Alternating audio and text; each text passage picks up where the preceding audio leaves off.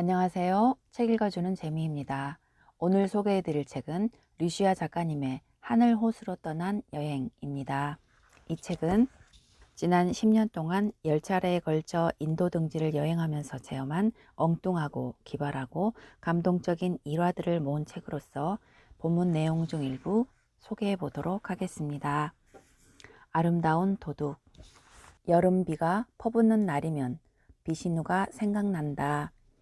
그리고 비시누를 생각하면 보리수 나무들 위로 억수같이 퍼붓던 인도의 장맛비가 생각난다. 그 장맛비 속으로 비시누는 맨발을 하고서 뛰어다니곤 했다. 길바닥에 홈이 패일 정도로 빗방울은 굵기만 했다. 아래륙 인도에 우기가 찾아오면 그렇게 하루에 한 차례씩 감자만한 빗방울들이 머리가 아프도록 후두둑 쏟아져 내렸다. 그런 날이면 어김없이 빗속을 뛰어다니는 비시누의 모습을 발견할 수 있었다. 비시누는 하루에 한 번씩 내가 생활하는 명상센터에 찾아왔다. 그렇다고 명상을 배우기 위한 것은 아니었다. 명상을 배우기엔 아직 어린 나이였다. 비시누는 10살의 소년이었다. 학교도 다니지 않았다. 비시누는 어린 소매치기였다. 비시누가 하루에 10번씩 명상센터에 들르는 것은 뭔가 훔치기 위해서였다. 다들 그 사실을 알고 있었지만 실제로 비시누가 훔쳐갈 만한 물건도 별로 없었기 때문에 그냥 모른 척하고 있었다.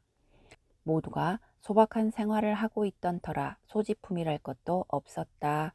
또 소매치기라는 사실을 알고 있었기 때문에 비시누가 다가오면 조심을 했다. 그래서 비시누는 더더욱 훔치기가 어려웠다. 어린 도둑이긴 했지만 비시누는 매력이 있는 아이였다.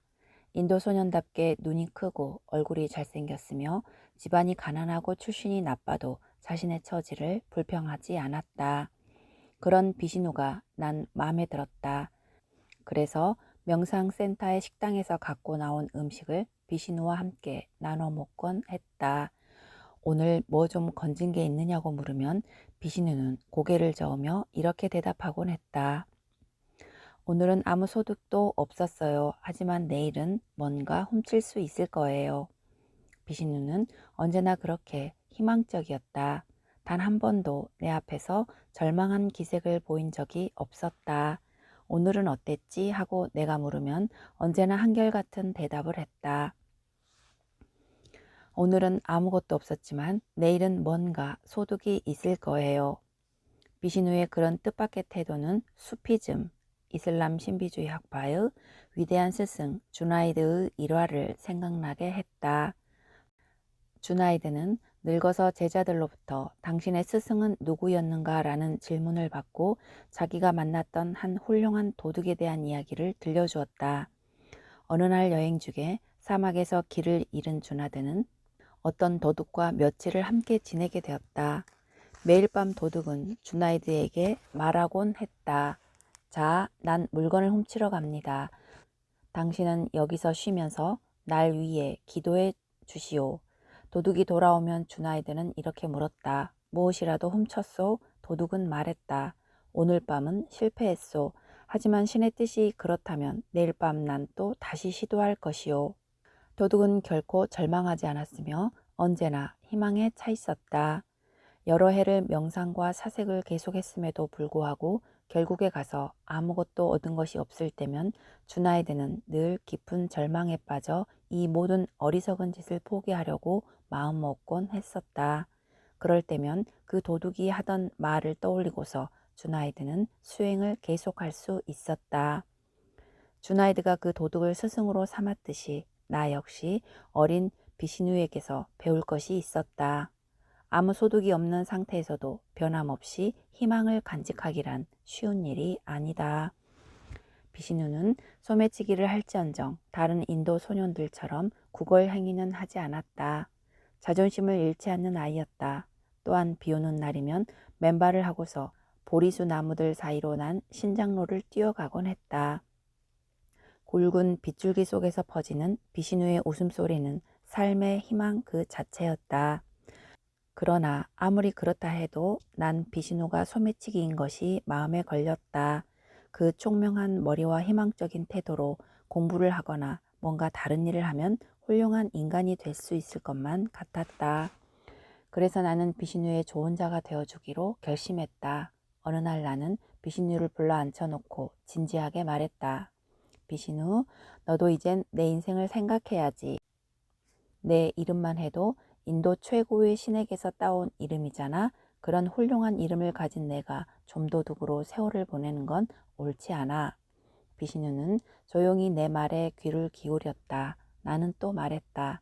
이제부터라도 학교를 다니든지 아니면 여기서 열심히 명상 공부를 해봐. 학비가 필요하다면 내가 대주겠어.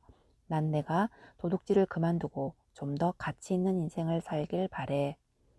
잠자코 듣고 있던 비신우는 크게 감동한 표정이었다. 사실 그동안 좀도둑에 불과한 비신우에게 나처럼 조언을 해주려고 한 사람도 많지 않았다. 비신우는 알았다고 고개를 끄덕이고는 명상센터를 떠났다. 이튿날 아침 비신우는 다시 내 앞에 나타났다. 손에는 작은 선물 꾸러미를 들고 있었다. 비신우는 그것을 내게 내밀면서 말했다. 어제 해주신 충고 정말 고마웠어요. 지금까지 나한테 인간적인 관심을 가져준 사람이 아무도 없었거든요. 그래서 고마움의 표시로 선물을 가져왔어요. 앞으로 새롭게 살도록 할게요. 그 말을 들으니 나는 너무 감격해서 콧등이 시큰할 정도였다. 나는 뿌듯한 마음으로 선물을 받아들였다. 작은 상자 안에 크리스탈 목걸이가 들어있었다. 수정이 명상에 도움이 된다고 해서 크리스탈 목걸이가 인기를 끌던 때였다. 나는 귀한 선물을 받은 것이 기쁘기도 했지만 한편으론 부담스러웠다. 뭐하러 이런 걸 사왔어? 돈도 없으면서. 그러자 배신우는 갑자기 목소리를 낮추며 말했다. 제가 돈이 어디 있겠어요. 저는 크리스털 파는 미국 여자한테서 훔쳤어요. 아무튼 어제 제게 해주신 말씀 명심할게요. 난 아직도 비신우가 내게 선물한 크리스털 목걸이를 몇 년째 갖고 있다. 그 목걸이를 볼 때마다 비신우가 생각나고 여름비가 생각난다. 그러면 갑자기 웃음이 나고 희망이 솟는다. 바보와 현자. 수암이 안 한다는 바보였다. 누구나 그걸 알고 있었다. 그의 얼굴에서 풍겨나는 것이 그가 바보라는 걸 잘 말해주었다. 발육이 정지된 전응아는 아니지만 왠지 어리석은 사람이라는 인상을 지울 수가 없었다. 게다가 성격 또한 농담을 모르고 심각해서 걸핏하면 화를 냈다. 그것 때문에 오히려 주위 사람들의 놀림감이 될 때가 많았다. 그는 내가 생활하고 있던 서인도 뭄바이 근처의 한 명상센터에서 문지기 노릇을 했다. 물론 누가 시켜서 그가 문지기를 한 건 아니고 순전히 그가 자청한 것이었다. 그리고 그가 스스로 그런 결정을 한 데는 그 명상센터를 이끄는 스승이 바로 그의 친형이라는 점이 작용하고 있었다. 그의 형은 다름 아닌 20세기 최고의 스승이라고 일컬어지는 오쇼 라즈니시였다. 오쇼 라즈니시는 그 얼굴에서 풍겨나는 아름다운 인상만으로도 전 세계의 사람들을 매혹시켰다. 물론 용모로서 내면의 경지를 평가할 순 없지만 영혼을 꿰뚫는 듯한 빛나는 두 눈과 아름다운 수염은 현자라고 부르기에 조금도 손색이 없었다. 그는 자신의 출생에 대해 이렇게 말한 적이 있다. 나는 이번 생으로 내 인생을 완성하기 위해 신중하게 부모를 선택해서 태어났다. 전생에서 죽은 뒤 나는 영적 완성을 위해 500만 년 만에 다시 태어나게 되었다. 이때 나는 더없이 영적이고 순수한 심성을 가진 부모를 선택해 이 세상에 태어났다. 그런데 한 어머니에게서 태어난 그의 동생은 생김새가 정반대였다. 물론 전체적인 모습은 닮았지만 얼굴에 약간 심술기가 있고 어수선한 수염 역시 웃음을 자아낼 뿐이었다. 그래서 곧잘 그는 우리들의 장난에 걸려들었다. 명상센터에 드나들기 위해선 입구에서 출입증을 제시해야만 했다. 그 출입증을 검사하는 것이 수암이 안 한다가 맡은 일이었다. 우리는 그를 놀리기 위해 일부러 출입증을 내보이지 않고 명상센터 안으로 달아나곤 했다. 그러면 그는 버럭 화를 내며 뒤쫓아왔다. 그가 우리를 붙잡아 마구 화를 낼라치면 우리는 이렇게 맞받아치곤 했다. 너의 형은 저렇게 위대한 인간이 되어 모두를 깨달음의 길로 인도하고 있다. 그런데 넌 동생이 되어서 고작 문지기 노릇만 하고 있단 말인가? 화를 낼 게 아니라 부끄러운 줄 알아라. 이런 조롱을 받으면 수아미 아난다는 갑자기 시무룩해져서 화난 얼굴로 돌아가곤 했다. 그를 잘 놀려대던 일단의 사람들이 있었는데 그 중에서도 나는 단골 손님이었다. 그는 내가 계속 짓궂게 놀려대자 멀찌감치서 내가 나타나면 아예 고개를 외면하고 출입증을 확인할 생각조차 하지 않았다. 우리가 그를 놀려댄 것은 그에게 특별한 감정을 품어서가 아니었다. 인도에서의 힘든 생활과 꽉 짜인 명상 프로그램들은 자칫 우리를 심각하고 날카롭게 만들 염려가 있었다. 그래서 우리는 기회만 있으면 장난을 쳤다. 특히 오쇼 라즈니쉬를 만나기 위해 찾아온 신참내기 외국인이 있으면 우리는 그를 오쇼의 동생인 수아미 아난다에게로 데려가기가 일쑤였다. 아무래도 한 형제인지라 얼굴이 닮았기 때문에 신참자들은 곧잘 그를 오쇼로 착각하고 감격에 떨며 큰 절을 올리곤 했다. 이런 우리들의 장난에 아무런 반응을 보이지 않았다면 우리도 시들해졌을 텐데 그럴 때마다 수아미 아난다는 마구 화를 냈다. 그렇게 해서 우리는 점점 장난이 심해져 가고 그와의 말썽도 잦아졌다. 그는 매일처럼 드나드는 사람들에게까지 너무도 엄격히 출입증 조사를 하려고 드는 바람에 곧잘 실랑이가 벌어졌다. 친형인 오쇼 라즈니쉬와는 모든 것이 대조적인 인물이었다. 우리는 모여 앉으면 곧잘 수아미 아난다에 대한 이야기를 나눴다. 그리고 하루는 그 문제를 스승에게 직접 물어보기에 이르렀다. 어느 날 저녁에 열린 스승과의 만남 시간에 우리는 오쇼에게 질문을 던졌다. 스승님은 자신의 완성을 위해 훌륭한 덕성을 갖춘 부모를 선택해서 태어났다고 하셨습니다. 그런데 똑같은 부모에게서 태어났음에도 불구하고 스승님 자신은 위대한 깨달음에 이르렀지만 동생인 수아미 아난다는 모든 것이 열등한 인간으로 태어났지 않습니까? 동생을 보면 우리는 스승님이 훌륭한 부모를 선택해서 태어났다는 말이 사실로 여겨지지 않습니다. 여기에 대해 말씀해 주십시오. 오쇼 라즈니쉬는 제자들에게 말했다. 나는 내 동생에게 감사드린다. 그가 있었기에 내가 있을 수 있었다. 이 우주는 모든 것이 완벽한 조화를 이루고 있다. 산이 있으면 골짜기가 있고 빛이 있으면 어둠이 있다. 내가 있기 위해서 동생이 있는 것이다. 우리는 음과 양처럼 하나의 종합을 이루고 있다. 우주에는 나 또는 너란 존재하지 않는다. 우주에 있는 모든 존재는 다만 한 몸일 뿐이다. 스승의 일갈에 우리 모두는 숙연해질 수밖에 없었다. 나 역시 수아미 아난다를 놀려댄 것이 부끄러웠다.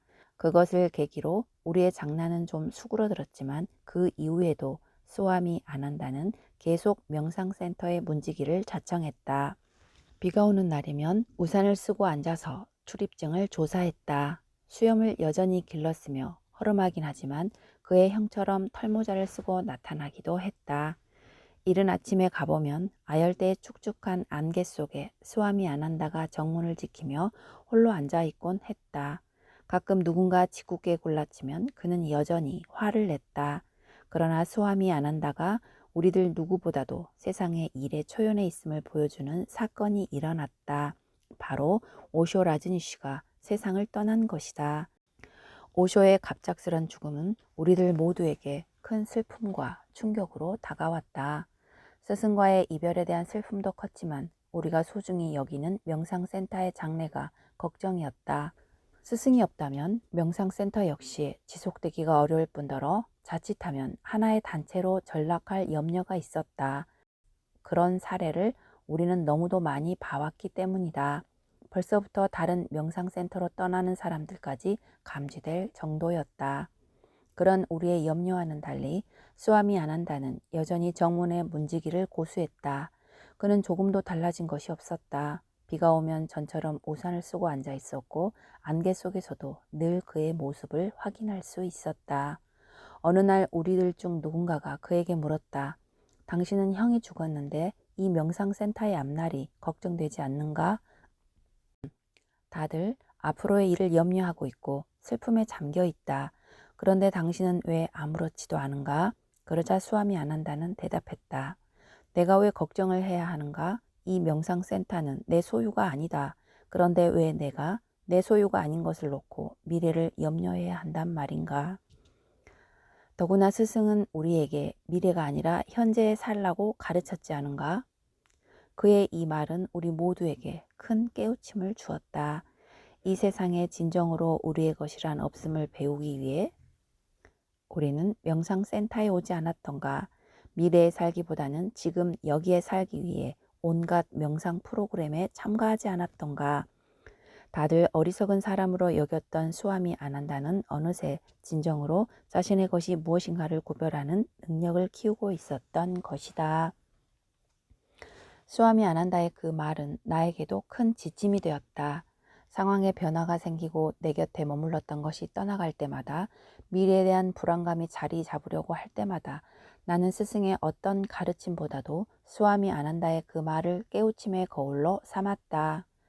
그것은 내 소유가 아니지 않은가? 그런데 왜 내가 걱정을 해야 하는가? 스승은 우리에게 미래가 아니라 현재에 충실하라고 가르치지 않았는가? 구두가 없어도 인도에 갈 수 있다. 대학교 3학년 때 나는 물리대학 안에 나다라는 이름의 영국부를 만들었다. 나다는 스페인어로 무라는 뜻이다. 영국부에서 나는 주로 연출을 맡았고 무대에 올린 작품은 이오네스코의 대머리 여가수나 사무엘 베게트의 고도를 기다리며처럼 부조리 극들이었다. 한 번은 연극 공연 중에 어떤 남학생이 무대 위로 날 찾아왔다. 그는 히피처럼 장발을 하고 찢어진 청바지를 입고 있었는데 대뜸 나더러 학교를 때려치우고 인도에 가지 않겠느냐고 묻는 것이었다. 우리는 소극장이 있는 학생회관 2층 베란다에서 잠시 얘기를 나눴다. 인도엔 왜 성지 순례라도 떠나고 싶은 거야? 내가 묻자 초면의 남학생은 간단히 대답했다. 그냥 사라지는 거야. 인도의 뒷골목으로 사라지러 가는 것이지. 그때 왠지 그 인도의 뒷골목이라는 말이 내 귀에 크게 울렸다. 그 친구와 헤어져 나는 곧 무대 뒤에 연출석으로 돌아갔고 학교를 계속 다녀 대학을 졸업했으며 몇 군데 직장을 다니기도 했다. 도중에 나다라는 제목의 카페를 만들어 이상한 고전 음악과 인도 음악 같은 것에 파묻혀 지낸 적도 있었다. 하지만 그 깡마르고 앞니가 벌어진 친구는 정말로 인도의 뒷골목으로 사라져버린 것인지 다신 연락이 없었다. 나 또한 슬슬 인도로 가야겠다고 생각하기 시작했다. 되는 것이 아무것도 없었다. 나는 그렇지 않은데 세상이 자꾸만 날 비현실적인 인간으로 만들어갔다.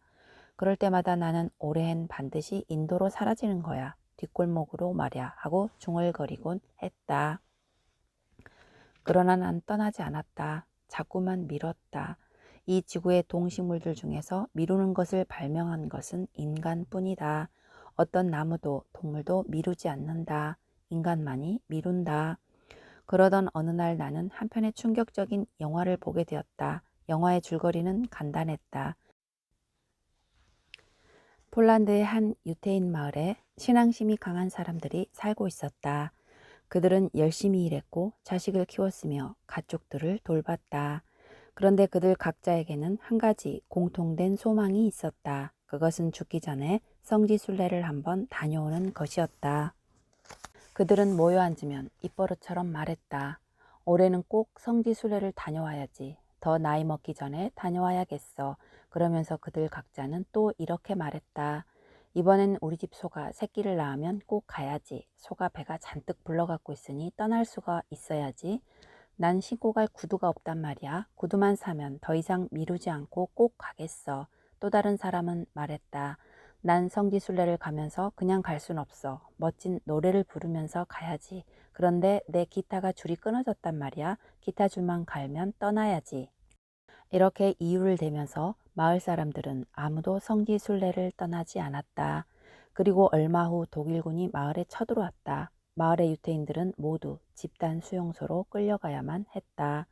영화의 마지막 장면에서 마을 사람들은 발가벗기 온 채 가스실로 향하며 이런 대화를 나누었다. 우리 집 소가 계속 새끼를 낳았는데도 난 성지순례를 떠나지 않았어. 그때 충분히 갈 수 있었는데 가지 않았어. 난 구두가 없다는 핑계로 가지 않았지. 고무신을 신고서도 갈 수 있었는데 말이야. 음악가는 말했다. 난 기타 핑계를 댔지. 기타 줄이 없으면 성지순례가 불가능한 것처럼 말했어. 그냥 노래만 부르면서 갈 수도 있었거든. 그들은 다들 입을 모아 말했다. 그때 갔어야 하는 건데 이미 때는 늦었어. 그들의 말처럼 이미 때는 늦었다. 그들은 고개를 숙인 채 가스실 문으로 끌려 들어갔다. 그리고는 영화가 끝이 났다. 관객들이 다 나간 뒤에도 나는 한참을 혼자서 앉아 있었다. 영화관을 나온 뒤 난 곧바로 집으로 전화를 걸었고 일주일 뒤 밤 12시에 인도 뭄바이 공항에 내렸다. 빈 배, 작은 배를 타고 그를 만나러 가곤 했다. 그는 바라나시의 겐지스강에 지붕이 있는 배 한 척을 띄워놓고 그 위에서 살고 있었다. 그는 모우니 사두, 즉 침묵의 성자였다. 여행자들이 갖다주는 음식으로 생활하면서 그는 그렇게 30년이 넘도록 침묵 수행 중이었다.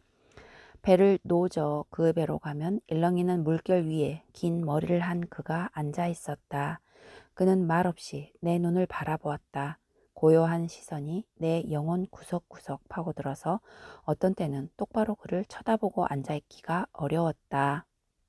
우리는 그렇게 연인처럼 몇 시간이나 서로의 눈을 바라보며 앉아 있었다. 어떤 사람의 눈을 그토록 오랫동안 바라보고 앉아 있었던 것은 그때가 처음이었다. 그의 눈을 바라보고 앉아 있으면 마치 큰 산을 보고 있는 것 같기도 하고 유유히 흘러가는 긴 강을 보고 있는 것 같기도 했다. 두 영혼의 만남엔 말이 필요 없음을 그는 가르쳐 주었다. 침묵은 신과 대화하는 유일한 언어임을 그는 가르쳐 주었다. 우리가 그렇게 앉아있는 사이에도 강둑에선 아수라장이 벌어지고 있었다. 시체 태우는 연기, 물을 공중에 흩뿌리며 유혹과 목욕을 하는 사람, 뭘 사라고 소리 지르는 사람, 집단으로 몰려와 강물에 뛰어드는 순례자들, 카메라 셔터를 눌러대는 관광객들. 모우니 사두가 탄 배는 그 모든 소음을 초월해 있었다. 그의 눈을 오래 바라보고 있으면 눈물이 나기도 하고 춤을 추고 싶기도 하고 나 자신이 물거품이 되어 아득히 사라져 버리기도 했다. 인도에 와서 여러 명상법을 배우러 돌아다녔지만 그의 눈을 바라보는 것만으로도 저절로 명상에 빠져드는 것을 경험했다. 인도에서 돌아왔을 때 나는 누군가를 만나면 오래도록 그 사람의 눈을 바라보는 습관이 생겼다. 침묵하는 모우니 사두에게서 전염된 것이다. 이듬해 나는 다시 바라나시의 겐지스강을 찾아갔다. 모우니 사두가 아직도 무건 수행 중인 채로 배 위에서 살고 있었다. 서늘한 눈빛도 여전한 채로 나는 또다시 그의 눈을 바라보며 몇 시간씩 앉아있곤 했다. 그러나 몇 해가 지나 네팔을 거쳐 다시 바라나시로 갔을 때는 사두는 떠나고 없었다. 사람들에게 물어도 그가 어디로 갔는지 알지 못했다. 강 위엔 빈 배만이 떠 있었다. 나는 그 빈 배로 가서 우두커니 앉아 있다가 호텔로 돌아오곤 했다. 하지만 그 모우니 사두는 사실은 어디로도 가지 않았다. 그는 내 안에 그대로 살아있다. 지금도 나는 명상을 하려고 눈을 감으면 지붕이 달린 작은 거룻배 위에서 그 모우니 사두와 함께 마주 앉아 있는 기분이 든다. 하루 일을 마치면 나는 그의 배를 타고서 그와 함께 저 먼 세계로 여행을 떠났다가 돌아오곤 한다. 그의 배는 산과 지붕들을 넘기도 하고 우주 공간을 날아 외계로도 넘나든다. 신나지 않은가? 나는 그와 함께 내 안과 밖 어디든지 갈 수 있다. 많은 스승들이 내게 있었다. 그러나 말 한마디 없이 가장 중요한 것, 침묵을 가르쳐준 스승은 그 모우니 사두였다. 지금까지 시청해 주셔서 감사합니다.